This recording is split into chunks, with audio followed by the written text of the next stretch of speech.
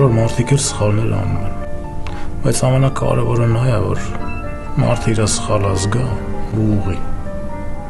Այսօր մեր երկիրը նենց վիճակի մեջ է, որ մենք պետք է օգնենք իրար, համախմբված լինենք։ Տղեկ ջան, այնայք այսքան զինվոր մահացավ ու ձեր տարիքի մեծամասնությունը։ Այսօր մարդիկ մի ոտով գերեզմաններում են, մի ոտով հիվանդանոցներում։ Մեկը իր երեխունը կորցրել է, մեկը ընկերոջը, մեկը թոռանը, մեկը ամուսնուն, նշանածին, չգիտեմ, ամեն մեկի մոտ մի կորուստ կա։ Մարդիկ սիրտ չունեն, ոչ մի բանի։ Ու այդքանից հետո, երբ որ դուրս են գալի փողոց, տեսնում են մեքենաներով ջահել տղերք այ ձեր տարիքի, երաժշտությունը քոքած մինչև վերջ անցնում են, կամ դուրս են գալի փողոց, տեսնում են համերգական դիսկոտեկա է փողոցում կատարվում։ Ունես տպավորությունը, որ ոչինչ բան չի եղել։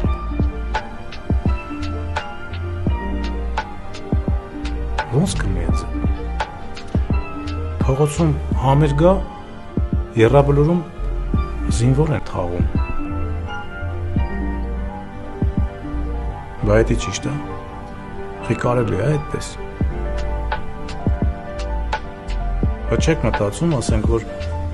երբ որ երաժշտությունը միացած անցնում ես, կամ փողոցում երաժշտությունը միացած համերգա, լավ այդ շենքի մարդիկ,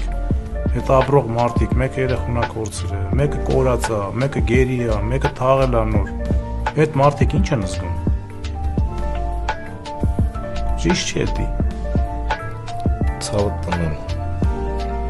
ներող եղել մեզ։ Հասկանում եք Վարդանյան ջան, մեծ չկա, չեն բացատրել, չեն ասել, դե ոնց տենց այդ սխալը եղավ, մենք ինքներս էլ չհասկացանք։ Լավ տղեկ ջան, կարևորը գիտեք որն է, որ հիմա հասկացել եք ձեր սխալը, ու հիմա դուք ինքներդ կպայքարեք այդ անշնորհ երևույթների դեմ։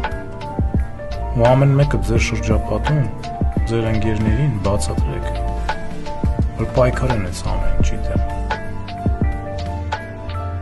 Հաստատ ցավը տանում, սաղին ասել են, որ հանկարծ մեկը ավտոյի մեջ բարձր երաժշտություն լսեց, գլուխները կջարդենք։ Չէ,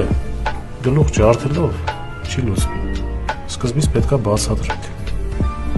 Բացատրեք, թող հասկանան։ Եթե չհասկանան, այդ ժամանակ ջարդեք։ Հա։ Այո։